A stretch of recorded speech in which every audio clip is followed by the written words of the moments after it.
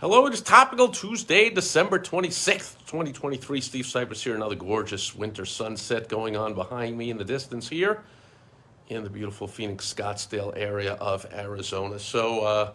European countries have for a while, and the U.S. has for the past 3 years at least, had severely open borders. In fact, here in the U.S., people always say, oh, the borders are open. I'm like, well, it's a lot worse or a lot better or a lot different than just the borders are open. See, when the borders are open, people can just come and go as they please. Here, there's actually incentives for people to come in. If it was just an open border, then only people that honestly want to come in, work, and contribute and build a society and whatever would come in, as they did for hundreds of years. But now, there's tremendous incentive. So people that want to do harm, in addition to people that want to do good for themselves and for the country, come on in, because now you get free plane tickets all over the place and gift cards and 500-night hotel rooms and free phones and free health care and food, housing, everything. So that's a lot stronger than just an open border where people would come and go. I mean, here in Arizona, we're a border state of the U.S. and Mexico, and for hundreds of years, migrant workers would come here during the season and cross the border and work, and then go home once the season was over and the harvest was done, and then they come back the next year. Open borders, just come back and forth. There were no free plane tickets and free hotel rooms and gift cards and phones. There wasn't incentives. There was just a genuinely open border. Now it's a lot more severe with a lot of incentives and similar things happening in Europe. I mean, other countries have open borders. I'll bet that, there's a whole lot of third world countries with open borders, but I don't see people, walking in there. And besides, like I said, they're only open borders. Perhaps you can just walk into some of these third world countries if you want, but it's not likely that they are incentivized, we'll just say. I won't judge whether it's smart or dumb, but they don't also add in free plane tickets and free 500-night hotel rooms. I mean, why pay for a vacation if we could just go to some third world country and get free $500 night hotel rooms and free food and free plane tickets and whatever? That's a lot different than just an open border. That's an inviting an invasion border. So what are some of the business lessons? Follow the money. Anytime something is going on, follow the money. Anything that's going on from big government, big corporations, follow the money. There's still a lot of misguided people that have been brainwashed and haven't gotten over it and actually believe that, corporations want to do good for the general. Losing the connection, I'll move closer to the home. Terrible internet up here in the mountains. Or they believe that big government wants to do good for the people. Of course not. Big government is made up of people. People want to do what's best for themselves. Now, ideally, what's best for a government worker, a politician, or a bureaucrat would be to do what's best for the public. And, supposedly there was a time, you would think, that elected politicians did what was best for their constituents. That happens on a local level, but in the big government, that's all determined by big corporations who are the big donors. And then, of course, the politicians are beholden to them. So the brainwashed masses that are thinking, well, but I voted for this party and that politician said this and they're all the same. They're all beholden to corporations. The corporations all donate big money to both sides so that no matter who wins. I mean, you heard that with Trump years ago when he was running. He goes, I know how the system is corrupt and how it works because I've used it to my advantage. It's what big business people do. Trump's not by any means a big business person. Big corporations severely use the system to their own advantages, donating to all political parties and all sides of every issue and whatever. So no matter who wins the election, they're going to get favors handed to them. They're going to get wars are going to take place so that the military-industrial complex can build all kinds of expensive war armaments, billion-dollar planes and such. And then once the countries are destroyed, then contractors can come in and get money to rebuild. Oh, we have to rebuild now. It's destroyed, as if like just happened. It's all happening for a reason. So the open border, or the incentivized, much more pronounced than just an open border. This is really good for big business. This is a lot more employees coming in. When there's more employees available, the wages are depressed. Companies have to pay less money to get those workers to work for them. Makes sense. They have more to choose from. So, I mean, I learned that back one of my high school jobs. I was a vendor inside Madison Square Garden in New York, walking around the Knicks games, the Ranger games, the circus, the concerts, the wrestling, the boxing matches, whatever it was, selling the popcorn and the beer and the sodas and peanuts and, whatever we're selling. And we had pretty much an open borders policy. Anyone who had passed the vetting and the interview process and was accepted to work as a vendor, there was no roll call or schedule about who could show up. Like there is in a restaurant. A restaurant, you don't just say, well, we have 40 waiters here and waitresses on staff and they can all come in anytime they want. No, you schedule them so you have just a set amount for each shift, of course, but not the garden, not our manager. He said anyone can come in at any time. So that was great for him, for the Harry M. Stevens was the vendor corporation. It was great for them and it was great for the customers. Customers, I mean, when there was a big event, there was like 50 vendors in there. We're all stepping all over each other. There's 3 beer vendors in every aisle, and there's 3 popcorn. So for the whatever, the Knick game goer, the customer at Madison Square Garden, anytime they wanted a beer, well, there was one right nearby. That's great for them. But here's what happened. Let's say there were 50 vendors. Well, we would all work, 2.5, 3 hours, whatever, and bring in, say, $180 a piece. Well, add it up, 50 times, I should have picked a round number, 50 times 180, about $9,000, right? So $9,000 would come in for Harry M. Stevens Corporation from all the vendors. And we would make our commission based on the $180 that we brought in. But if they had said, we're only going to allow 20 vendors to come in, well, we would have all brought in $350 a piece. And now we could have gone wherever we want, and customers would have been hungry and raising their, oh, good, popcorn is finally here, give me some. Everyone would have been buying it because now it would have been not as good for the customer. They would have not had someone at the beck and call, 3 vendors in every aisle, and they would have had to buy when somebody comes by. And we, the 20 people there, we would have brought in $350 a piece, which if you do the math, 20 times 350 is about 7,000. So what is it? Yeah, see, so the first example, 50 vendors bringing in 180 is about 9,000 to Harry M. Stevens.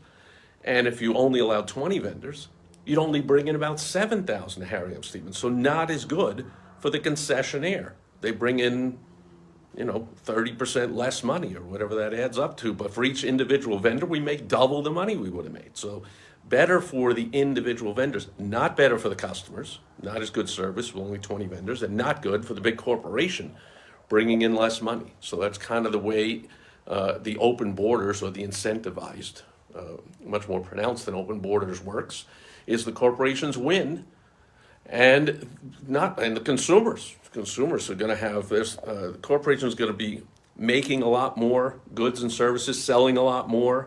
All the school teacher unions and all the schools, they're all happy because we got to build more schools and hire more teachers and build more roads and build more housing. And it's great overall for the economy. Who it's not great for, just like having 50 vendors is not good for each individual vendor compared to having only 20. It's not good for individual workers in the U.S., which is the bulk of the U.S., because the wages go down and the services become harder to come by. So we understand this as business owners. If you live in a town where you have an auto repair shop, saying there's an overabundance of auto repair shops in your area, that's great for the consumers. Man, I can go, wherever my car breaks down, I don't have to get it towed anywhere. It's like an auto repair shop everywhere.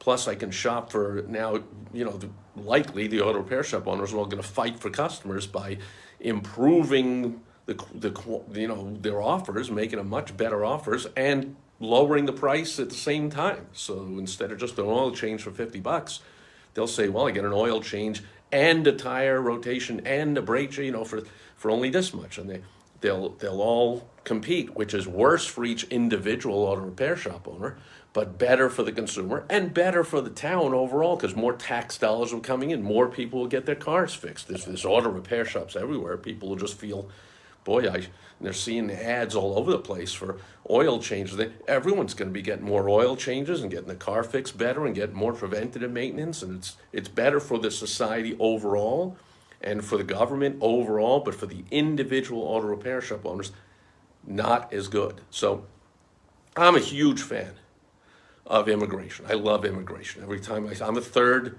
generation immigrant myself. My grandparents came over to Ellis Island, 120 years ago.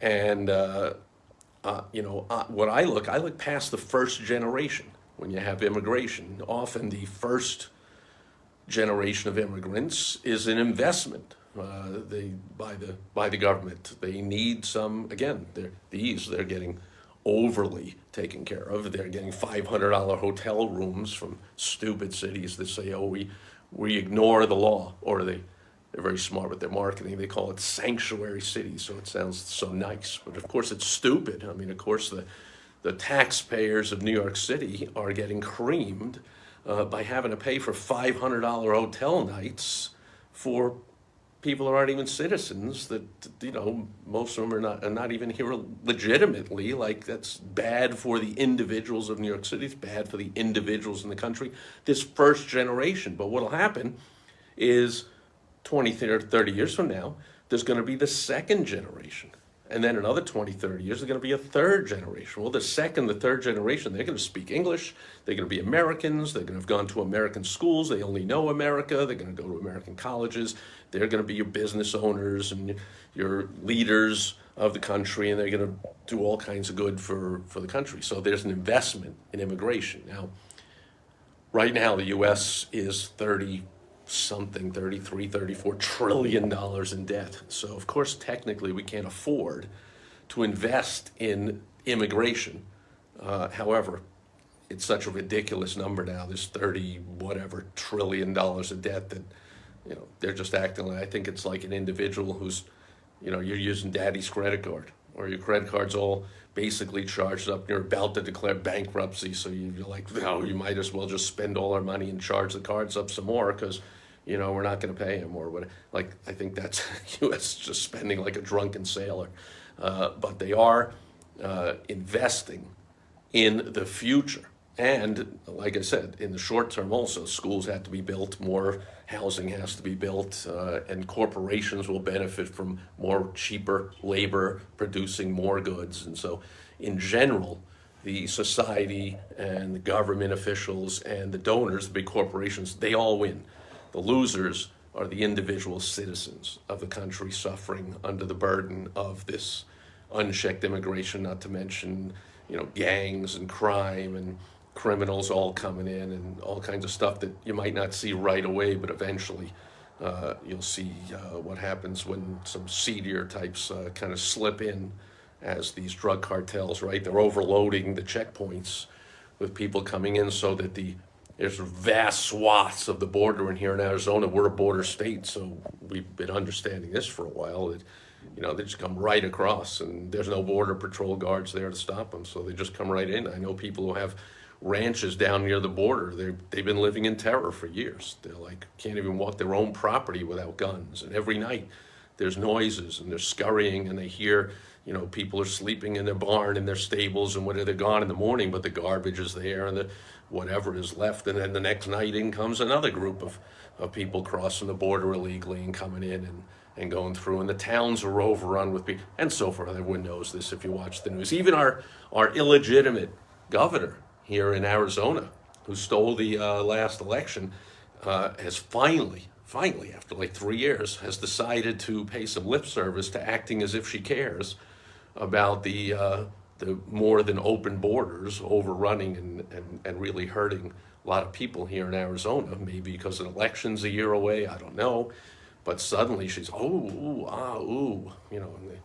and then the big lie from the government, one of the many big lies of we're doing everything you can, or it's a broken system. It's pretty amazing, because our illegitimate governor, just like when Obama came back into power for his third term 3 years ago, undid everything here that the former governor had done. Immediately reversed all the policies and turned the spigot on high and let everybody come on in and incentivize them to come in. And the same thing happened with our federal government in Washington, D.C. So sure, the situation's broken, but, at least the last administration here in the state of Arizona, and overall, Trump was he made a big deal about build the wall and all that, about immigration. So they at least tried to stem the tide instead of the opposite direction, attempting to tell people to surge the border and open the floodgates. So again, short term, it's an investment into immigration. Long term can be a great thing because that's how the country grows, by immigration. It's like an artificial advanced birth rate. You know, they've got kids brainwashed now. They're like, oh, I don't want to bring kids into this world because of climate change is going to end the world. So they use a fake, bogus, made up this climate change, which has no basis in science or reality, to scare the crap out of Americans to not have their own kids. So what do? It's bringing all kinds of people from somewhere else. And one great thing about immigration is it proves that this is where people want to come to. You don't see Americans clamoring, not a lot of them, to get out of the country, but you see people from all over the world clamoring to come in. That's because here we have capitalism. Capitalism, nothing has done more good for more people ever than capitalism. So a lot of good things about immigration, but I love immigration, but I believe it should be done in a smart way instead of being a laughing stock and being disrespected and just let anybody come in. The same thing for your business. I believe in businesses growing and wanting more customers, more clients, patients, members, but you ought to be careful who you're accepting in. You don't just accept anybody to be a customer, client, patient, member. I mean, I mentioned restaurants. If you have a restaurant, if you have a fine dining restaurant, I mean, back in the day, men had to wear a jacket to come into a restaurant. They didn't just say anybody can come in. They say no shirt, no service. And they don't, if you're a business owner, I'm pretty sure if you're a restaurant, you're not going to open a fine dining restaurant in the ghetto area of town. Like, you're careful who comes into your establishment. And if you are a consultant like I am, a marketing consultant, an advertising consultant, I'm very careful. I vet very carefully who my clients are. Number one, well, unfortunately, it's not always the case, even though I attempt to vet as carefully as I can. But the main thing is I got to make sure the business has a capacity for my help. I start running ads and making connections for people and ramping up their sales system, and people assure me, oh, I can hire more people, I can expand, I can handle it. And then it happens way too often, a week or two into the campaign, like, oh, shut it off, we're overloaded, Steve, we're getting the phone's ringing off the hook, you told me you could handle more capacity. Of course they lied, so I would help them and get their phone ringing off the hook. And anyway, so, I love getting more customers through the door. I love getting more immigrants coming into the country. Again, that second, third generation are going to be fantastic. But it comes at a price, and you got to be careful, and you got to know who's coming in. I mean, I just had a friend who was at the airport here in Phoenix, and he said there are people on the same plane as him. They had two separate lines to get on the plane. They had the citizen line where you have to show your ID and your passport and this and that and whatever, prove who you are and buy a ticket and all that to get on. And then they had all these people who I think some of them, they were saying that their proof of who they are, their ID, was like, an arrest warrant. It was like their notice to appear in court for a case 5 or 8 or 10 years from now or something. Like, do you know who these people are? I mean, maybe they have a history of murdering flight attendants. The flight attendants and the captains can't be too happy with this whole thing. Again, the overall airline's probably okay with it. Like, the government's paying for all these flights, so the planes are full. And again, the big corporations are winning in this thing. So big government wins, big corporations wins. The average person is getting crapped on. Not only is the average person seeing, like at that airport example, watching people come on with free flights, no ID, people don't even know who they are, but that average citizen is paying for that flight with our taxes, right? Every time you buy something, there's sales tax. Every time you get a paycheck, there's payroll tax. Every time you make enough income and don't have enough write-offs, there's income tax, and there's gas tax, and there's on and on and on. There's so many taxes that we're paying. That money goes to the government, and then the government is paying for all kinds of people to just come into the country and get free hotel rooms and free phones and free cars. So the average citizen gets crapped on in the short term, but big corporations win big time. Big government wins. Follow the money. You know, business owners always, I always say, always smarter than the average citizen who sits there and goes, why would they do this? Why would the country allow all this immigration overrunning of the border, this stuff that's, you know, paying free money, free airfare to all these people, all the chaos and all the, and then all the rapes. They say like a third of these women that come over are raped. And why would the government allow all this human trafficking and drug trafficking that's happening and all kinds of, what? Follow them, be smarter than that, follow the money. Understand, big corporations win. Why are we getting all these wars going? Because big corporations love war. This is a war-based economy. So, and then they donate to the politicians, so the politicians love the wars. So follow the money, folks. Follow the money, understand the law of supply and demand, and understand what makes things happen. And another lesson learned is to be careful and vet the customers, clients, patients, members coming into your business, so you're not worried about your safety or the safety of your patrons in your medical office waiting room or in your restaurant or in your retail store or whatever it is. Again, similarly, if you're these days, for the last few years at least, if you want to locate your retail store into certain big cities, understand you're going to get looted. Stuff is going to get robbed. It's happening all over the place. All kinds of craziness is happening.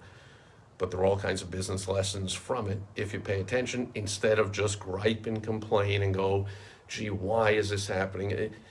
I always say, and I'll end with this, instead of rhetorically asking, most people rhetorically ask, why is this happening? Seriously ask, why is this happening? Then attempt to figure it out. And you come to the conclusion, I mean, there's lots of factors. Well, the main factor is follow the money. Realize who has something to gain from this happening. It's not just happening.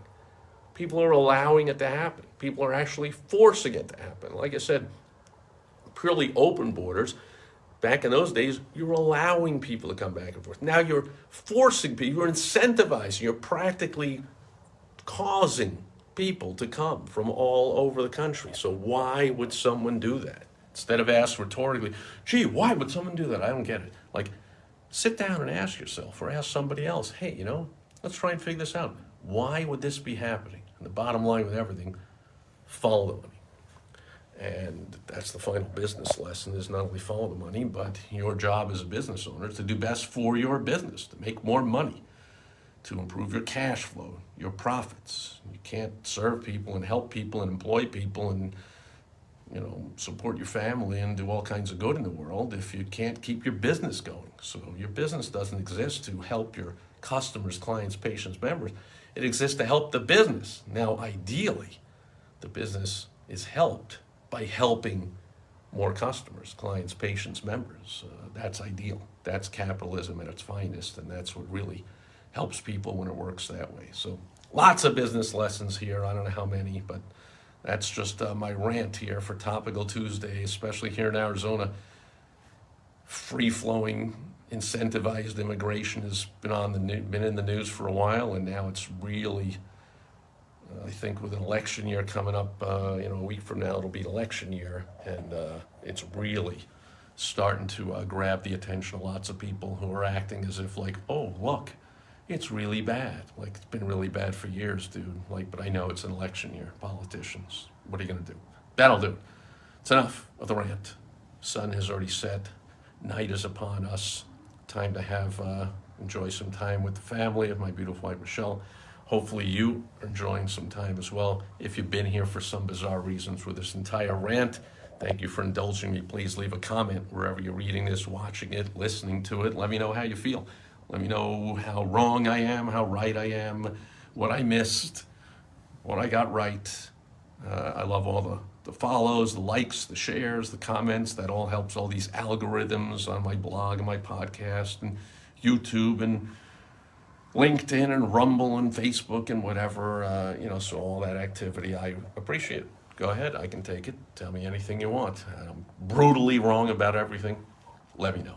And be back here again tomorrow. On World Wide Web Wednesday, I'll have some tips making money using the World Wide Web. Catch you then.